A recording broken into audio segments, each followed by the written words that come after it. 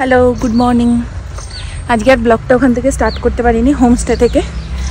খুব তাড়াহুড়ো ছিল। এখন লামাহাটা ইকো পার্কে আমরা দাঁড়াইনি, তার কারণ ওখানে প্রচণ্ড ভিড় ছিল। এখন আমরা এখানে একটা পাইন বনে এসেছি, যেখানে কোনো লোকজন নেই। সাপ খোপও থাকতে পারে, আমি জানি না। যাই হোক, তো এটা ফাঁকা আছে, তো এখানে চলে এসেছি হাঁটতে হাঁটতে। তাই আজকের ব্লগটা হতে চলেছে পুরো প্রপার দার্জিলিংয়ের ওপর। তো দেখতে থাকো, আশা করি ভালো লাগবে। ভিউটা দেখিয়ে দিই একবার।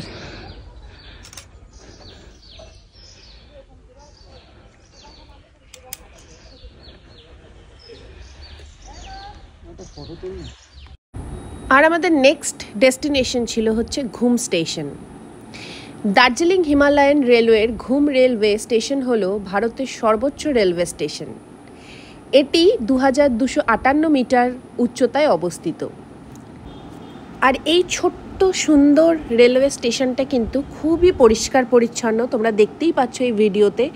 এবং এত সুন্দর অ্যাস্থেটিক্যালি স্টেশনটা বানানো যে গেলেই মনে হবে একটু ফটো ভিডিও বানাই। আর সেটাই হচ্ছে ঘুম মনাস্ট্রি।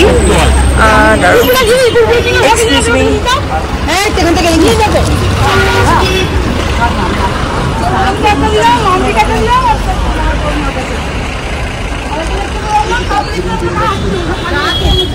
এটা হচ্ছে ঘুম মনাস্ট্রি। আগে যেখানে গেছিলাম ওটা ঘুম রেলওয়ে স্টেশন। একটুখানি জাস্ট ভিডিও নিতে পেরেছি। আচ্ছা, দেখছি মনাস্ট্রির ভিতরে যদি ভিডিও করা অ্যালাউড থাকে তাহলে ভিতরে গিয়ে দেখাচ্ছি। খুব সুন্দর, ছোট্ট একটা খুব সুন্দর মনাস্ট্রি। দেখা যাই। ঘুম মনাস্ট্রি, ঘুম মঠ, যাকে সাক্ষ্য মঠও বলা হয়। এটি সাক্ষ্য সম্প্রদায়ের একটি পুরাতন মঠ। এটি 1820-র দশকে ভারতে আগত লামা শেরার গ্যাৎসো নামে একজন বিখ্যাত সন্ন্যাসী এবং জ্যোতিষী দ্বারা এই মঠটি নির্মিত হয়েছিল। আর এর পরের ডেস্টিনেশন ছিল বাতাসিয়া লুপ। বাতাসিয়া লুপ কাঞ্চনজঙ্ঘা সহ আশেপাশের পাহাড়ে মনোমুগ্ধকর একটি মনোরম দৃশ্য দেখার জন্য কিন্তু এই স্থানটি খুবই বিখ্যাত। এবং তোমরা যদি টয় ট্রেন করে আসো তো বাতাসিয়া লুপে টয় ট্রেন একটা স্টপেজ দেয় এবং এখানে তোমরা নেমে খুব সুন্দরভাবে ফটোশ্যুট ভিডিও শ্যুট করতে পারো। কিন্তু জায়গাটা এতটাই সেই দিন ক্রাউডেড ছিল যে আমার পক্ষে আর ভিডিও করা অতটা ভালোভাবে সম্ভব হয়নি। এইটা হচ্ছে ডালি মনাস্ট্রি। এই যে, আর আগেরটা যেটা গেছিলাম বললাম এটা ঘুম মনাস্ট্রি। এই মনাস্ট্রিটা কিন্তু অনেকেই এক্সপ্লোর করে না। এটা শুনেছি দালাই লামা যখন আসে এখানে কিন্তু এসে মাঝে মাঝে থাকে। আমি সঠিক যাই না, এটা নিয়ে শোনা কথা, অনেক কটা ভিডিওসেই দেখেছিলাম। তো ভেতরে যাই, তারপরে গিয়ে দেখাচ্ছি। এই যে এরকম রাস্তাটা, অনেক বড় মনাস্ট্রি একটা। আর ডালি মনাস্ট্রিতে ঢোকার সময় কিন্তু একটা এন্ট্রি ফিস দিয়ে ঢুকতে হবে, একটা টিকিট কাটতে হবে। গেটের সামনেই একটা টিকিট কাউন্টার ছিল, তো ওখান থেকে টিকিট কেটে তারপর ডালি মনাস্ট্রিতে ঢুকতে হবে। আর আমার মনে হয়েছে যে ডালি মনাস্ট্রিটা ঘুম মনাস্ট্রির থেকে তো অনেক বড়ই এবং অনেক সুন্দরভাবে গোছানো এবং অনেক সুন্দরভাবে এটাকে মেনটেন করা হয়েছে।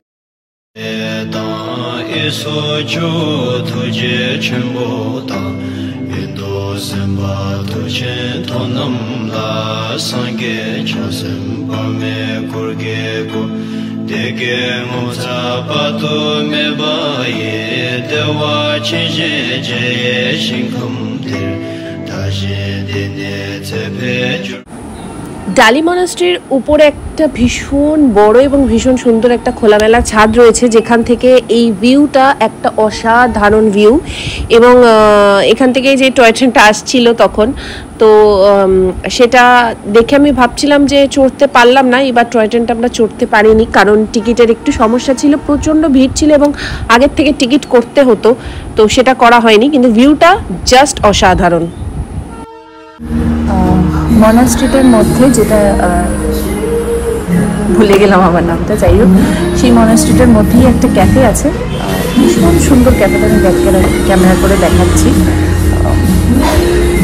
তো ওখানে একটা কোল্ড কফি আর একটা দার্জিলিং টি এসে অর্ডার করলাম, কারণ অনেকক্ষণ বেরিয়েছি আর খুব খিদেও পেয়ে গেছে, তো সেই জন্য। ক্যাফেটা ভীষণ সুন্দর, এখানে কতগুলো ছোট ছোট ম্যাগনেটও নিলাম, যেটা বাড়ি গিয়ে অবশ্যই দেখাবো কোনো আরেকটা ছোট ভিডিওতে। তো আর এখানে অ্যাকচুয়ালি মিউজিক চলছে, ওই জন্য হয়তো কথাটা শোনা যাবে না। ঠিক আছে, দেখাই।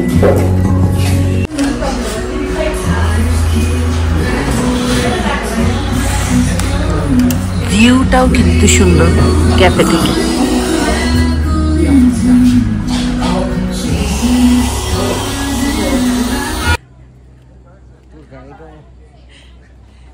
গায়ের রঙের সাথে না, আমার স্কার্টের সাথে তো তুই ম্যাচিং। এটা আয় আয় আয়, ওখানে টাকা কিভাবে দেখি। চাপ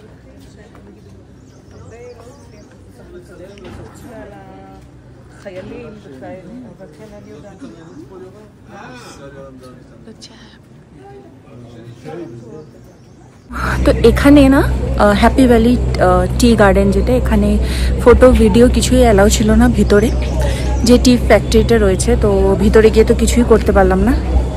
এই যে পিছনে এইটা হচ্ছে টি ফ্যাক্টরিটা। তো বিভিন্ন রকম চা টেস্ট করতে পারলাম, একটা চা নিয়েও নিয়েছি, খুবই ভালো লাগলো ফ্লেভারটা।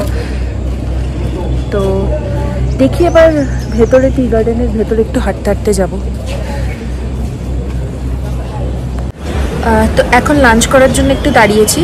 এই ক্যাফেটার নাম হচ্ছে, যতদূর দেখলাম নিচে একবারই একটুখানি জাস্ট ঝলক দেখেছিলাম, অত ভালো করে মনে পড়ছে না, মনে হয় সুজামস ক্যাফে। নিচে গিয়ে একবার দেখে যদি ভুল কিছু বলে থাকে আমি এখানে লিখে দেবো। এখান থেকে ভিউটা তো অসাধারণ, তাছাড়াও এদিকে একটা রোপওয়েও আছে, খাওয়ার পরে হয়তো যেতেও পারি সেখানে। তো ভিউটা দেখাই আগে, তারপরে। একটু ধোঁয়াশা হয়ে রয়েছে বলে বোঝা যাচ্ছে না ঠিক করে, কিন্তু অসাধারণ।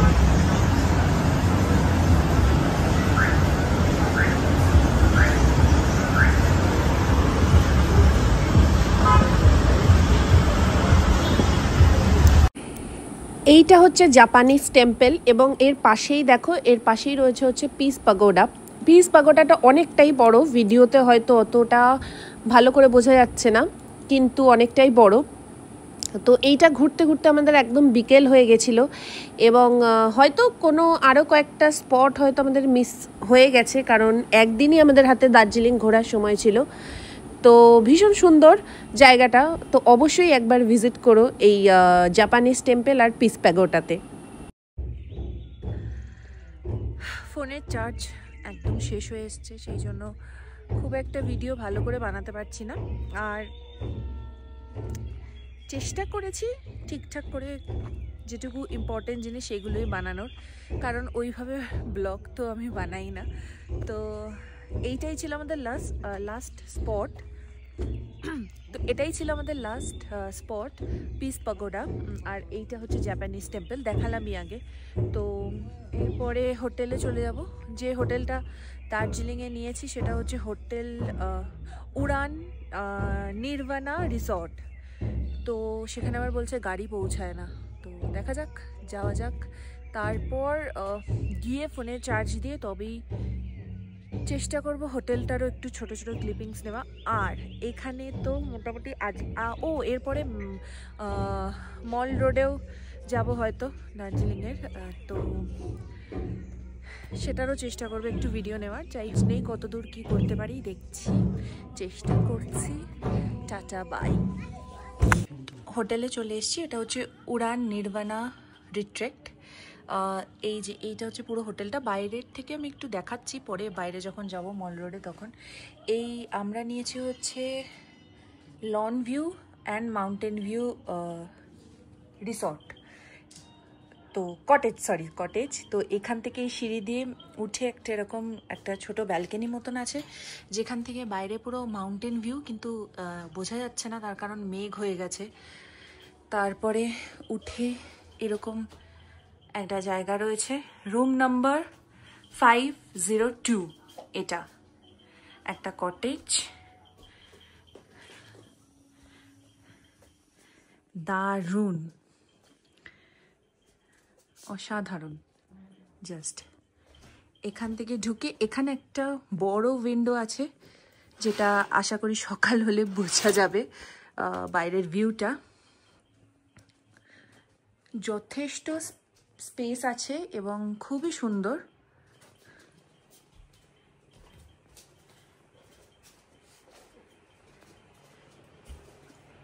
এটা হচ্ছে ওয়াশরুমটা,